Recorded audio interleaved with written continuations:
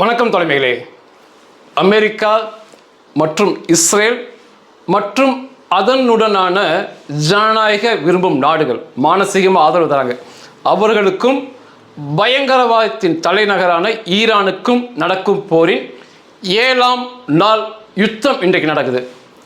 இனி நான் உங்களுக்கு ஒரு ப்ராமிஸ் பண்ணுறேன், சத்தியம் பண்ணி தரேன். வருகின்ற நாட்களில் நீங்கள் மகிழ்ச்சியில் ஆனந்தத்தில் துள்ளி குதிப்பீர்கள் ஈரானுக்கு விழுகின்ற அடியை பார்த்து.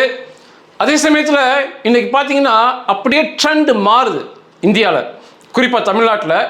இப்போவே இந்த அரபிய இஸ்லாமிய பயங்கரவாதத்தின் பதர்கள் அடிவருடிகள் வேர்கள் இப்போவே கதற ஆரம்பிச்சிட்டானுங்க. சேவ் ஈரான், ரொம்ப அடிக்கிறாங்க, இந்தியா போகணும், இந்தியா என்ன பண்ணுது, இப்படி கதற ஆரம்பிச்சிட்டாங்க. இன்னும் கொஞ்சம் அடக்கி வைங்க, இந்த கதற பதறப்பா சொல்கிறேன், கொஞ்சம் அடக்கி வாசிங்க. ஏன்னா இன்னும் அடியே ஈரானுக்கு விழுகலை, இன்னும் அடி ஈரானுக்கு விழுகலை. இனிமேல் தான் ஈரானுக்கு அடி விழுகவே போகுது வர வாரத்தில். இப்போவே கதறினீங்கன்னா இனி வர வாரம் நீங்கள் என்ன பண்ண போகிறீங்க? கொஞ்சம் பொறுமையாக இருங்க. வர வாரம் நீங்கள் அழுகலாம், நிறைய அழுகலாம், நிறைய அடி விழுக போகுது. இதை நான் சொல்லலை, அமெரிக்கா நேற்று அறிவித்திருக்கிறது. அமெரிக்காவுடைய போர்க்கால மந்திரி பீட் எக்ஸே சொல்லியிருக்காரு, இன்னும் அமெரிக்கா தாக்குதலை ஆரம்பிக்கவில்லை, வரும் நாட்களில் தாக்குதலை ஆரம்பிக்கும், அதற்கான ஏற்பாடுகள் தான் இப்போ நடந்தது அப்படிங்கிறார். ஒரு இடத்துக்கு போகும்போது வழியை நம்ம ஆயத்தப்படுத்துவோம்னு சொல்லுவோம், அதுதான் நடந்தது. அதுக்கே ஈரான் முடிஞ்சு போச்சு. இஸ்ரேல் என்ன சொல்லியிருக்காங்கன்னா, நேற்று முப்படை தளபதி ஏஆர் ஜமீர் சொன்னார், இனி இஸ்ரேல் தனது தாக்குதலை விரிவுபடுத்தும், பெரிதுபடுத்தும் அப்படிங்கிறாங்க. இனிதான் பெரிதப்படுத்த போகிறாங்க. அதுக்குள்ள ஈரான் முடிஞ்சு போய் இங்கே நீங்கள் கதற ஆரம்பிச்சிங்க. வருகின்ற நாட்களில் உங்களுடைய கதறல் எனக்கு ரொம்ப பரிதாபமாக இருக்கும். சண்டையை ஆரம்பிக்கும் போது யோசித்து சண்டையை ஆரம்பிக்கணும். எதிரி யார், அவனுடைய ஆயுத பலம் என்ன, அவங்க ஆள் பலம் என்ன, அவர்களுக்கு யார் யார் துணை இருக்காங்க, இதையெல்லாம் பார்த்துட்டு தான் சண்டை ஆரம்பிக்கணும். சும்மா மூடத்தனமாக சண்டை ஆரம்பிச்சுட்டு இப்போ கதறி சேவ் ஈரான் அப்படின்னு போட்டு எந்த வித பிரயோஜனமும் இல்லை. வரும் வாரங்களில் ஈரான் மற்றும் லெபனான் மிக உக்கிரமாக தாக்கப்படும். அவர்களால் பதிலுக்கு ஒன்றும் செய்ய இயலாமல் இருப்பாங்க. நீங்கள் பார்க்கும் நீங்கள் மகிழ்ச்சியில் வர வாரத்தில் ஆர்ப்பரிப்பீர்கள். நான் பதிவு பண்ணுவேன், எப்படி சண்டையை பதிவு பண்ணுவேன்னு சொல்லணும். இன்னைக்கு சொல்கிறேன், வர வாரத்தில் நீங்கள் மகிழ்ச்சியில் ஆர்ப்பரிப்பது போல நான் விஷயங்களை பதிவு பண்ணுவேன். இஸ்ரேல் வெற்றிக்கு நிறைய காரணங்கள் கூறப்பட்டாலும் ஒரு முக்கியமான காரணத்தை தெரிஞ்சுக்குங்க. அது இங்குள்ள ராகுல் காந்திக்கு ஒரு நல்ல பாடமாக அமையும். இஸ்ரேல் என்பது தொடர்ச்சியாக கூட்டணி மந்திரி சபை தான். பிரதம மந்திரி நெத்தன்யாகுவிற்கு தனிப்பட்ட பெரும்பான்மை இல்லை, அவர் கூட்டணியில் தான் ஆட்சி செய்கிறாரு. நீண்ட வருஷம் ஆட்சி செய்த, இஸ்ரேலை ஆட்சி செய்த பிரதமர் என்ற பெருமைக்கு உரியவர். எப்பொழுதுமே எதிர்கட்சி அங்கே பிரச்சனை பண்ணுவாங்க ஆக்கப்பூர்வமாக. சென்ற வாரம் மோடிஜி அங்கே சென்றிருந்த போது கூட அங்கே பிரச்சனையாச்சு, எதிர்கட்சிகள் பிரச்சனை பண்ணாங்க. ஆனால் இன்னைக்கு சண்டை அப்படின்னு வந்தோடனே மொத்தமாக ஒன்று சேர்ந்து நிற்கிறாங்க. எதிர்கட்சி பிரதான தலைவர் யார் லாபிட், அவர் இன்னைக்கு பேட்டி கொடுத்துருக்காரு. சண்டைன்னு வந்துக்கிட்டா கூட்டணி என்று எதுவுமே கிடையாது, எதிர்கட்சி என்று எதுவுமே கிடையாது, ஒரே கட்சி இஸ்ரேல் கட்சி, எப்படி வேணா அடிங்க, நான் துணை நிற்கிறேன் அப்படின்னு பதிவு பண்ணியிருக்காரு. இன்னொரு மிகப்பெரிய எதிர்கட்சி தலைவர் பென்னி கான்ஸ், முன்னாள் முப்படை தளபதி, மிக பிரசித்தி பெற்ற முப்படை தளபதி, இன்னைக்கு பிரபல தலைவராக இருக்காரு. அவர் சொல்லியிருக்காரு, சண்டை என்று வந்துவிட்டால் நான் தான் நீங்க தான் நான், அப்படி நினைச்சு அடிங்க, என்னுடைய முழு ஆதரவை தருகிறேன் அப்படின்னு இருக்காரு. இன்னொரு எதிர்கட்சி தலைவர் காடி இலன்சியாத், அவர் முன்னாள் முப்படை தளபதி மற்றும் லிபர்மேன் மற்றும் நட்டாலி பென்னட், இவங்க எல்லாமே போட்டி போட்டு நெத்தன்யாகுவுக்கு தங்கள் ஆதரவை வழங்குகிறோம் என்று சொல்லியிருக்காங்க. இத்தனைக்குமே விரைவில் தேர்தல் வருது. ஈரானில் பெறுகின்ற மிகப்பெரிய வெற்றி நெத்தன்யாகுவுக்கு சாதகமாக அமையும். திரும்ப நெத்தன்யாகு பிரதமராக வராரு. ஆனால் அதை பற்றிலாம் அவங்களுக்கு கவலை இல்லை. சண்டை என்று வந்துக்கிட்டால் நம்முடைய எல்லாத்தையும் விட்டுக்கிட்டு தேசம்தான் முக்கியம், இராணுவம் தான் முக்கியம்னு பின்னணியில் நிற்க வேணும். இன்னும் கூட ஒன்று சொல்கிறேன், வருகின்ற மாதத்தில் பட்ஜெட் கூட்டத்தொடர் இஸ்ரேலில் நடக்கும். நான் சொன்ன எதிர்கட்சி எல்லாமே சண்டை போடுவாங்க, பட்ஜெட்டில் அந்த கூட்டத்தில் பெரிய சண்டை போடுவாங்க. ஆனால் போர்க்காலம் என்று வந்துவிட்டால் அப்படியே ஒன்று சேர்ந்துக்கிறாங்க. இது மிகப்பெரிய வெற்றிக்கு காரணம். ஆனால் அதுக்கு நேர் மாறாக ஆப்ரேஷன் சிந்தூரில் இன்னைக்கு வரைக்கும் என்னால் மறக்க முடியல, ராகுல் காந்தி தான் ரஃபேல் விமானம் என்னாச்சு, எத்தனை ரஃபேல் விமானம் கீழே விழுச்சு, வந்து நீங்கள் பாராளுமன்றத்தில் பேசணும்னு சொல்லி ஒரு மிகப்பெரிய ஒரு தேச துரோகத்தனமாக தன் கருத்துக்களை பதிவு பண்ணார், எதிர்கட்சி தலைவராக இருந்துவிட்டு. அதாவது சண்டன் போட்டோம்னா நம்ம பக்கம் தாக்குதல் இருக்கும், ஆனால் அதை பெரிதுபடுத்தாமல் நம்ம என்ன அடித்தோம் அதை பேசணும், நம்ம எப்படி அடிக்கணுங்கிறத பேசணும். அதுதான் எதிர்கட்சி ஆளும் கட்சி. அதை விட்டுட்டு மாபெரும் தாக்குதலை ஆப்ரேஷன் சிந்தூரில் இந்திய இராணுவம் பதிவு பண்ணுது. அது எல்லாம் மட்டுப்படுத்தி ரஃபேல் விமானம் என்னாச்சு உலகம் பூரா பேசுறதுக்கு காரணமாக அமைந்தது இந்த ராகுல் காந்தி. என்னால் மறக்கவே முடியாது. கழுதை தேய்ந்து கட்டெரும்ப போகிற கதையை அவங்க போயிட்டு இருக்காங்க காங்கிரஸ். அதற்கு மிக முக்கிய காரணம் இந்த போன்ற சிந்தனைகள், இந்த பயங்கரவாத இஸ்லாமிய பயங்கரவாதத்துக்கு ஆதரவான நிலைப்பாடுகள். நிச்சயமாக ராகுல் காந்தி மாற்றப்பட்டு வேறு ஒரு எதிர்கட்சி தலைவர் வருவது தான் தேசத்திற்கு மிகச்சிறந்தது. சண்டையில் பெரிதுமாக கலந்து கொள்வார்கள் என்று எதிர்பார்க்கப்பட்ட ஹவுதி மூடர் கூடங்கள், ஹவுதி மடஜனங்கள் இப்போ வரைக்கும் சண்டையில் கலந்துக்கல. ஆனால் என்ன சொல்லியிருக்கான்னா, என்னுடைய கைகள் ட்ரிகரில் இருக்குன்றிருக்கான், அதாவது துப்பாக்கியோடைய விசையில் இருக்குன்றிருக்கான். அந்த புகைப்படத்தை நான் இணைக்கிறேன். அவன் தான் ஹவுதியில் இன்னைக்கு தலைவன். அலி கொமேனியை கொன்னவங்களுக்கு இவன்லாம் ஒரு தூசி மாதிரி, தேவையில்லாமல் பேசி தேவையில்லாமல் வாண்டடாக சிக்கி மரண அடி வாங்க போகிறான் இந்த ஹவுதி பைத்தியம். ஆனால் இப்போ வரைக்கும் அந்த பைத்தியங்கள் சண்டையில் கலந்துக்கல. அவங்களோட நிலை மிக பரிதாபமான நிலை. ஹவுதியை உருவாக்கி விட்டது இந்த ஈரானுடைய பயங்கரவாத அலி கொமேனி தான். இன்னைக்கு சண்டைக்கு போய் கலந்துக்கலாமா, கலந்துக்கிட்டா கொன்றுவாங்க, அப்படியும் பயம், போகாமே இருக்க முடியல. ஏன்னா ஈரானியே அடிக்கிறாங்க. என்ன பண்ணுறது தெரியாமல் பரிதாபமாக உட்காந்துருக்க அந்த மூடர் கூட ஹவுதி. அப்படியே இருந்தால் அவர்களுக்கு நல்லது. இந்த நொடி வரை அவர்கள் சண்டைக்கு கலந்துக்கல. மரண எண்ணிக்கை பாருங்கள், டெத் டோல் அப்படின்னு பார்த்தீங்கன்னா ஈரான் இராணுவ வீரர்கள் 3000 பேர் கொல்லப்பட்டிருக்காங்க. இன்று 7வது நாள் சண்டை வரைக்கும் 3000 பேர் கொல்லப்பட்டிருக்காங்க. 6186 பேர் காயம்பட்டிருக்காங்க. இந்த மரண எண்ணிக்கை மிக உயரும். ஏன்னா கட்டிடங்கள் புதைஞ்சு போய் அதுக்கடியில் இன்னும் இருக்கானுங்க. அதையெல்லாம் தோண்டி எடுக்கிறது கஷ்டம், அப்படியே விட்டுருவாங்கன்னு நினைக்கிறேன். ஆனால் ஊர்ஜிதமான மரண எண்ணிக்கை நான் பேசிகிட்டு இருக்கேன். லெபனான் தரப்பில் 102 ஹிஸ்புல்லா பயங்கரவாதிகள் கொல்லப்பட்டிருக்காங்க. 638 பேர் படுகாயம் அடைஞ்சிருக்காங்க. லெபனான் மீது இப்போ நடக்கிற தாக்குதல் வரலாறு காணாத தாக்குதலை இஸ்ரேல் நடத்தி கொண்டிருக்கு. ஏன்னா லெபனானில் ராக்கெட்டில் 2 இஸ்ரேல் மக்கள் 2 இராணுவ வீரர்கள் காயம்பட்டிருக்காங்க. ஒருத்தங்க சீரியஸாக இருக்காங்க, மரண வாசல் இருக்காங்க. இது அவனுக்கு தேவையில்லாத வேலை. லெபனான் பைத்தியம், அந்த ஹிஸ்புல்லா பைத்தியத்துக்கு தேவையே இல்லை. ஈரான் அடிக்கும்போது இவன் சும்மா இருக்க வேண்டியதானே.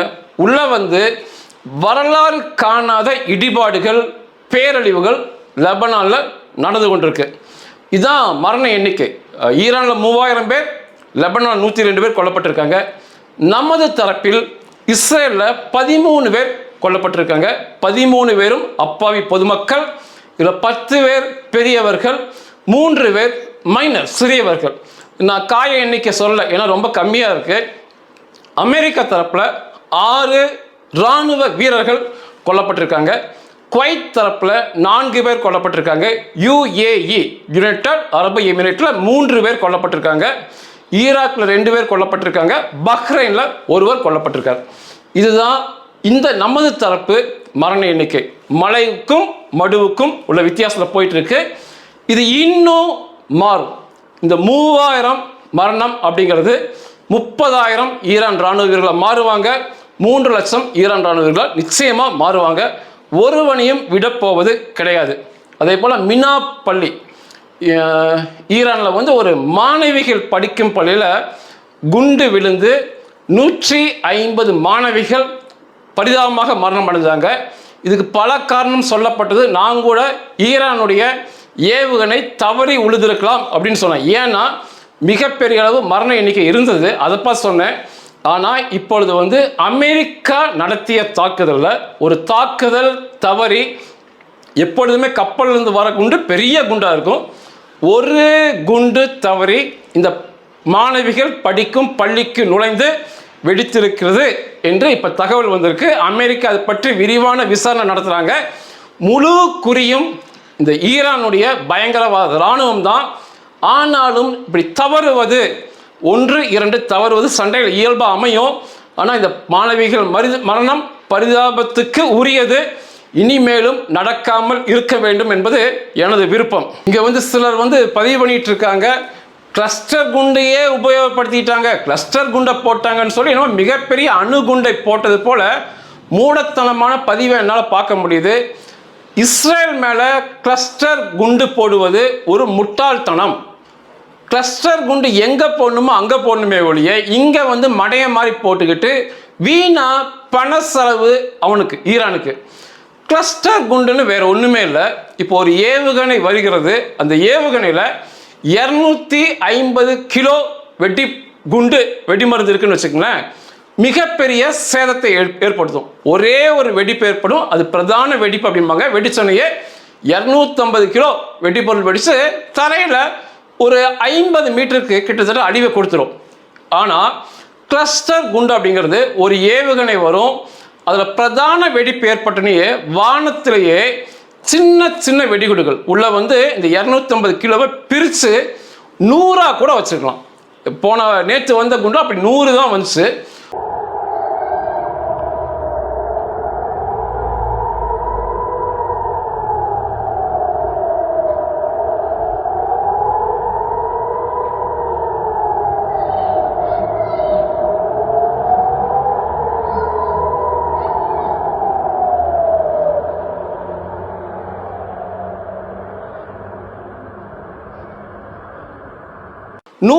கூட பிரித்து வச்சுருந்தாங்கன்னா 2.5 கிலோவா 100 வெடிகுண்டுகள் கீழே விழுந்து வெடிக்கும். இதில் எந்த வித பிரயோஜனமும் படாது. இஸ்ரேலில் சண்டன் வந்துக்கிட்டால் இஸ்ரேல் மக்கள் ஒட்டுமொத்தமாக பதுங்கு குழிக்கு போயிடுவாங்க. ஒரு குண்டு 250 கிலோ குண்டு பெருதளவில் வெடித்தா கூட அங்கே இருக்க கட்டிடங்களை பெரிய நாசமாக்கும்.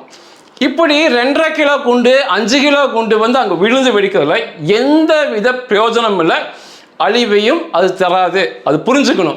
ஆனால் இவனுங்க இங்கே உட்காந்துக்கிட்டு ஃபயர் விடுவானுங்க. கிளஸ்டர் குண்டு போட்டான் ஈரன்னா எங்கே போடணுமோ அங்கே போட்டணும். இதில் போடுறது மூடத்தனம். அவர்களும் மூடர்கள், அதை பின்பற்றி பேசுவதும் மூடர்கள். எந்த வித விஷயமும் தெரியாமல் கிளஸ்டர் குண்டுன்னு பேசுகிறாங்க. இதுதான் கிளஸ்டர் குண்டு, வேறு ஒன்றுமே கிடையாது. கொத்து குண்டுகள் நம்ம தமிழில் சொல்லுவோம். ஒரு பிரதான வெடிப்பு ஏற்பட்டு உள்ளுக்குள்ள இருக்க சின்ன சின்ன சின்ன குண்டுகள் பிரித்து வச்சுருப்பாங்க. எல்லாம் வெளியே வந்து வெடித்து கீழே விழுந்து வெடிக்கும். 2.5 கிலோ 5 கிலோ பிரித்து வச்சுருப்பாங்க. பெரிய சேதம் ஏற்படாது, இஸ்ரேலுக்கு சேதமே ஏற்படாது. இதே போல் வருகின்ற நாட்களில் ஈரானுக்குள் குர்தீஸ் தரைப்படை உள்ளே நுழைந்து மிகப்பெரிய தாக்குதலை நடத்தி ஈரான் இந்த காட்டு மிராண்டி இராணுவ வீரர்களை லட்சக்கணக்கில் கொன்று குவிப்பார்கள் கடைசியாக பேசியிருந்தேன். அதை பற்றி கூட பொய் செய்திகள் நிறைய பரவுது. முதல்ல தரைப்படை எதற்கு அனுப்பணும்? விமானப்படையிலேயே பயங்கர சேதம் கொடுக்குறாங்க, கப்பற்படை மூலமாக அதிபயங்கர சேதம் கொடுக்குறாங்க ஈரானுக்கு.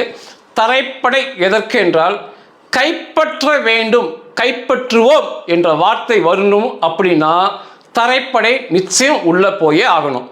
விமானப்படை மூலமாக கப்பற்படை மூலமாக கைப்பற்ற முடியாது, எதையுமே அழிக்க முடியும், பெரிய அளவில் அழிக்க முடியும். கைப்பற்ற வேண்டும், அந்த நிலப்பகுதியை கைப்பற்ற வேண்டும், ஈரான் அந்த அழிக்கும் கும்பலை கைப்பற்ற வேண்டும். அப்படின்னா தரைப்படை நிச்சயமாக உள்ள போகணும். இப்போ ஈரானை முழுமையாக கைப்பற்றி கட்டுப்பாட்டுக்குள் கொண்டு வந்து அந்த ஆட்சி முறையெல்லாம் மொத்தமாக மாற்றணும்னா நிச்சயமாக தரைப்படை உள்ள போகணும். அநேகர் வந்து குர்தீஸ் படை போகாது, அவர்கள் போக மாட்டார்கள், போகவில்லை என்று சொல்கிறாங்கன்னு பொய்யான செய்தி. இந்த பொய்யான செய்தி சில நாள் தான் நிற்கும். என்றாலும் உங்களுக்காக நான் பேசுகிறேன். 100% குர்தீஸ் படைகள் ஈரானுக்குள் செல்லும். இது எங்களுடைய 47-50 வருட கனவு, ஈரானுக்குள் செல்ல வேண்டும் என்று. அப்படி குர்தீஸ் படைவர்கள் சொல்கிறாங்க. தொடர்ச்சியாக இந்த ஈரான் IRGC ரூத்லெஸ் மிலிட்டரின்னு பதிவு பண்ணுறாங்க. கொடூரமான இராணுவம் எங்களை கொன்று குவித்தது, எங்கள் படை வீரர்களை கொன்று குவித்தது, எங்கள் மக்களை கொன்று குவித்தது. என்னைக்குன்னு காத்து கிடந்தோம். சரியான சந்தர்ப்பம் வந்திருக்கு.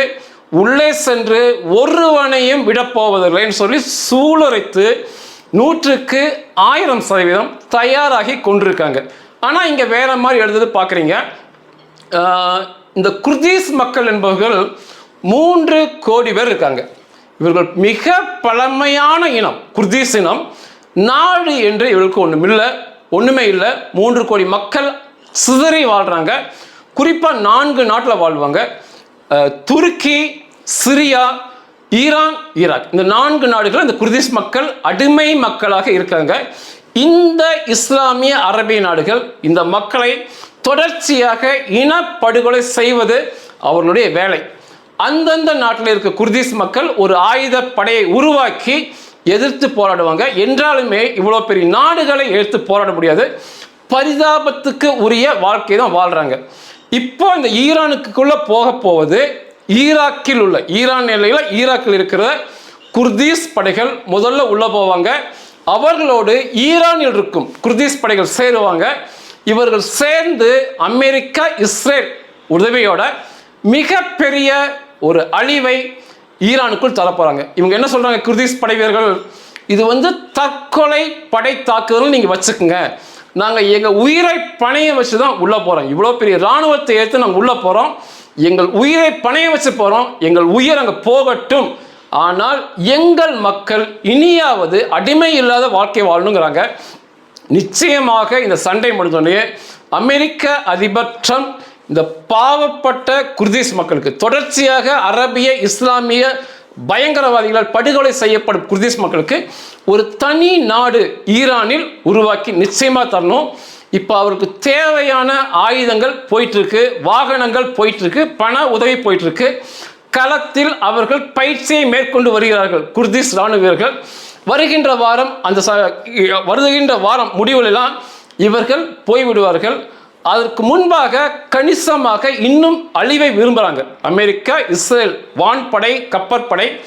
இன்னும் கணிசமாக ஈரானுக்குள்ள இந்த பயங்கரவாத இராணுவர்களை கொன்று குவித்த பிறகு குர்தீஸ் படை வீரர்கள் ஈராக்கிலிருந்து உள்ளே நுழைந்து ஈரானுக்குள்ள நுழைஞ்சு அவர்களும் ஈரானில் உள்ள குர்தீஸ் படை வீரர்கள் சேர்ந்து சண்டை இட்டு அந்த மொத்த ஈரான் பயங்கரவாத இராணுவ வீரர்களை கொல்ல போகிறாங்க. அதனால தான் நான் பதிவு பண்ணேன், லட்சக்கணக்கில் தெருவில் அவன் செத்து கிடப்பான்னு சொல்லி பதிவு பண்ணேன். பல 10க்கும் மேற்பட்ட குர்தீஸ் படைப்பிரிவுகள் இருக்கு. இன்னைக்கு அவங்கெல்லாம் ஒன்றா சேர்ந்து ஒரு படைப்பிரிவாக மாறி ஈரானுக்குள்ள போக போகிறாங்க. இது 100% உண்மை. ட்ரம்பும் நெத்தன்யாகும் நிச்சயமாக புரிந்து கொள்ள வேண்டும், இந்த சிறுபான்மை மக்களை வாழ விடாமல் இருப்பது, அவர்களை படுகொலை செய்வதே இந்த அரபிய இஸ்லாமிய நாடுகள் வழக்கமாகவே இருக்கும். நிச்சயமாக முழு வெற்றிக்கனியை பறித்த பிறகு இந்த குர்தீஸ் மக்களுக்கு ஈரான் மிகப்பெரிய நாடு, அவர்கள் வாழும் பகுதியில் ஈரான் ஈராக் பார்டரில் ஒரு தனி நாடு உருவாக்கி குர்திஸ்தான் என்று உருவாக்கி அந்த 3 கோடி குர்தீஸ் மக்களும் பயப்படாமல் ஒரு சந்தோஷமான வாழ்க்கையை வாழ நீங்கள் நிச்சயமாக உதவி செய்ய வேண்டும். ஈரான் வந்து இந்த ஆப்ரேஷன் பேர் வச்சிருக்காங்க. எப்படி வந்து இஸ்ரேல் வந்து ரோரிங் லயன் வச்சிருக்காங்களோ மற்றும் இந்த அமெரிக்கா எபிக் ஃபியூரின் வச்சிருக்காங்களோ, ஈரானுமே வச்சிருக்கானுங்க ஆப்ரேஷன் ட்ரூ ப்ராமிஸ் 4. நிஜமான சத்தியம் பேர். என்ன நிஜமான சத்தியம் புரியல, அடி வாங்கி சாகிறது தான் நிஜமான சத்தியம். அதை வச்சு தான் அவன் பேரே வச்சிருக்கான். ஈரான் அடி வாங்கி சாவானுங்க, மொத்தமாக அழிக்கப்படுவாங்க, இது நிஜமான சத்தியம். அதை வந்து அவன் சிம்பாலிக்காக அவன் பேரில் வச்சிருக்கான். இன்னைக்கு ஈரானுடைய முழு லட்சியம், முழு ஆசையா அந்த இஸ்ரேலில் உள்ள திமோனா என்ற பகுதியில் அணு உலை செயல்படுது. இஸ்ரேலிய அணு உலை அங்கே தான் அணுகுண்டுகள் செய்கிறார்கள், செய்து வைத்திருக்கிறார்கள் என்ற ஒரு எல்லாருக்குமே தெரியும். டிமோனா மிகப்பெரிய அணு உலைகள் இருக்கு. அதை தாக்கி அழித்து பேரழிவை கொடுக்க வேண்டும் என்று மிகப்பெரிய லட்சிய கனவோடு ஈரான் செயல்பட்டு கொண்டிருக்கு. அதே சமயத்தில் அமெரிக்க வான் பாதுகாப்பு சாதனங்கள், இஸ்ரேலிய வான் பாதுகாப்பு சாதனங்கள் அந்த பகுதியில் குவித்து வைத்து அதை எதிர்க்க தயார் நிலையில் இருக்காங்க. அதை தாக்குவது தான் இன்னைக்கு ஈரானுடைய முழு லட்சியமாக இருக்கு. நிச்சயமாக முடியாது, ஆனால் அவருடைய லட்சியத்தை சொல்கிறேன். 100 மணி நேர தாக்குதலில் அமெரிக்கா செய்த தாக்குதலை பதிவு பண்ண இன்னைக்கு வரைக்கும் அமெரிக்கா 30க்கு மேற்பட்ட ஈரானிய போர்க்கப்பலை தகர்த்துட்டாங்க. ஒவ்வொரு போர்க்கப்பலும் 1000 கோடின்னு வரும். 30க்கு மேற்பட்ட போர்க்கப்பலை அவங்க ஜல சமாதி பண்ணியிருக்கிறாங்க. இஸ்ரேல் இந்த 100 மணி நேரத்தில் 7000 மணி நேரம் போர் விமானங்களை ஓட்டியிருக்காங்க. 7000 ஃப்ளையிங் ஹவர்ஸ் அப்படிம்பாங்க. 1,10,000 ரிசர்வ் ராணுவ வீரர்களை ஒன்று சேர்த்திருக்காங்க. 1,10,000 பேர். அநேகமாக தரைப்படை கணிசமாக லெபனானுக்குள்ளும் கணிசமாக ஈரானுக்குள்ளும் தரைப்படை செல்லும் என்று இதனால் தெரியுது. 1,10,000 பேரை ஒன்றா சேர்த்திருக்காங்க. இதுவரைக்கு 750 இலக்குகளை, பெரிய இலக்குகளை ஈரானுக்குள்ள அழிச்சிருக்காங்க. 40 தளபதிகள் அலி கொமேனி உட்பட கொல்லப்பட்டிருக்கிறாங்க. இன்னைக்கு இஸ்ரேலில் பயணிகள் விமானம் எலால் அப்படிம்பாங்க, அது இயங்க ஆரம்பித்திருக்குது வியாழக்கிழமையிலிருந்தே. வியாழக்கிழமை ஒரு பயணிகள் விமானம் இயங்குச்சு, வெள்ளிக்கிழமை இயங்குச்சு. கணிசமாக பயணிகள் விமானத்தை இயக்க ஆரம்பிச்சிருக்காங்க. இது என்னை காட்டுது அப்படின்னா ஈரானுடைய தாக்குதல் வலுவிழந்து விட்டது காட்டுது. அங்கே இஸ்ரேல் விமான நிலையத்திலிருந்த எலால் விமானத்தை எல்லாத்தையும் எடுத்து வேற நாட்டுக்கு கொண்டு போயிட்டாங்க. தாக்குதல் நடத்தும் போதே, நடப்பதற்கு முன்பாகவே அவங்களுக்கு தெரியும். இப்போ ஈரான் வலுவிழப்பதனால மெதுவாக விமான போக்குவரத்து ஆரம்பிச்சிருக்கு. இஸ்ரேல் ராணுவம் என்ன சொல்றாங்கன்னா, சில தினங்கள் வருகின்ற வாரத்தில் இஸ்ரேல் சராசரி இயல்பு நிலைமைக்கு திரும்பிவிடும், நார்மல் லைஃபுக்கு வந்துடும், மக்கள் பழையது போல வாழ ஆரம்பித்து விடலாம், ஈரானிலிருந்து எந்தவித தாக்குதலும் வராது அப்படின்னு சொல்லி உறுதி சொல்லியிருக்காங்க. 80% ஏவுகணைகள், 80%க்கு மேலான ட்ரோன்களை அனுப்பி முடித்து விட்டார்கள் ஈரான் மூடர் கூடம். இனி அனுப்புவதற்கு அவர்களிடம் மிக பெரிதாக இல்லை. வருகின்ற வாரம் இஸ்ரேல் இயல்பு நிலைமைக்கு திரும்பிடும். ஆனால் வருகின்ற வாரத்தில் தான் அமெரிக்காவும் இஸ்ரேலும் ஈரானை அடிக்க போகிறாங்க. நான் அதனால தொடக்கத்திலே சொன்னேன், வருகின்ற வாரம் நீங்கள் ஆனந்த சந்தோஷத்தில் ஆர்ப்பரிப்பீங்கன்னு சொல்லி. அவனால் ஒன்றுமே முடியாது. இவங்க முழுக்க வர அடிக்க போகிறாங்க. ஏற்கனவே பதிவு பண்ண அதே இடத்துல நின்று இஸ்ரேலும் அமெரிக்காவும் பல வருஷத்துக்கு லட்சக்கணக்கான குண்டு மலையை ஈரான் மீது பொழிய முடியும் அப்படின்னு. இன்னைக்கே இவன்ட்டு ஆயுதம் முடிஞ்சு போச்சு. இவங்க இப்போதான் சண்டையை ஆரம்பிக்க போகிறாங்க. லட்சக்கணக்கான குண்டுகளை வச்சுக்கிட்டு இருக்காங்க. இதுதான் சொல்கிறது, சண்டை போடுவதற்கு முன்னாடி நிச்சயமாக யோசிக்கணும்னு சொல்லி. ஈரான் மீது நடந்த தாக்குதலை விட லெபனான், இசபுல்லா மீது நடந்த தாக்குதல், லெபனானுக்குள் நடந்த தாக்குதல் மிக உக்கிரமாக இருக்கு. இந்த 7 நாளில் நடந்த இதுதான். 3000 ஈரானிய பயங்கரவாத இராணுவ வீரர்கள் கொன்று குவிக்கப்பட்டிருக்காங்க. அவர்களிடம் இருக்கும் ஆயுதம் 80% 90% முடிஞ்சு போச்சு ஈரான் இருக்கிறது. வருகின்ற வாரம் தாக்குதல் நடத்த அவங்ககிட்ட ஆயுதம் இல்லை. வருகின்ற வாரம் தான் இஸ்ரேலும் அமெரிக்காவும் பெரிய அளவு தாக்குதலை மேற்கொள்ள போகிறாங்க. அவர்களால் திருப்பியும் தாக்க முடியாது, ஒன்றுமே பண்ண முடியாது, பரிதாபமான நிலைமையில் இருப்பாங்க. குர்திஸ் இராணுவம் உள்ளே செல்வதற்கு பயிற்சி எடுத்துக்கொண்டிருக்காங்க. மிகப்பெரிய அளவில் 10,000க்கு மேற்பட்ட வீரர்கள் இருக்காங்கன்னு சொல்லப்படுது. நான் சில ஆயிரம் சொன்னேன். 10,000க்கு மேற்பட்ட இராணுவ வீரர்கள், குர்திஸ் அதிரடிப்படை வீரர்கள் தயாராகி கொண்டிருக்காங்க. வருகின்ற நாட்களில் அவங்க உள்ளே போவாங்க. அவர்களுக்கு துணையாக இஸ்ரேல் விமானப்படை, அமெரிக்க விமானப்படை, அமெரிக்க கப்பற்படை செயல்படும். இஸ்ரேலிய ஸ்பெஷல் போர்சஸ், சிறப்பு அதிரடிப்படை வீரர்கள், அமெரிக்கன் ஸ்பெஷல் போர்சஸ், அமெரிக்க சிறப்பு அதிரடிப்படை வீரர்கள் களத்தில் இறங்கி இந்த குர்திஸ் இராணுவ வீரர்களுக்கு தேவையான வழிகாட்டுதல், உதவிகள், பெரிய அளவு தாக்குதல் நடத்தும் போது உடன் இருப்பார்கள். நிச்சயமாக ஈரான் முழுமையாக கைப்பற்றப்படும். இந்த தரை சண்டை உள்ள தரைப்படை வீரர்கள் போவதை அந்த எண்ணிக்கையை வச்சு பார்க்கும்போது இஸ்ரேல் வந்து 1,10,000 வீரர்களை ரிசர்வை உள்ள கூட்டத்தை வச்சு பார்க்கும்போது ஈரான் முற்றாக கைப்பற்றப்படும், அந்த ஆட்சி முறை ஒழிக்கப்பட்டு புதிய ஆட்சி முறை உருவாகும், மக்கள் சுதந்திரமாக பெண்கள் சுதந்திரமாக வாழ்வார்கள். பழைய பதிவில் சொன்ன மாதிரி லட்சக்கணக்கான பல லட்சக்கணக்கான இந்த காட்டு மிராண்டி ஈரான் IRGC ரூத்லெஸ் மிலிட்ரின்னு பேர் எடுத்த IRGC இராணுவ காட்டு மிராண்டிகள், பாஜிஸ் துணை இராணுவ காட்டு மிராண்டிகள் தெருவோரம் செத்து சிதறி கிடப்பார்கள். நன்றிகள்.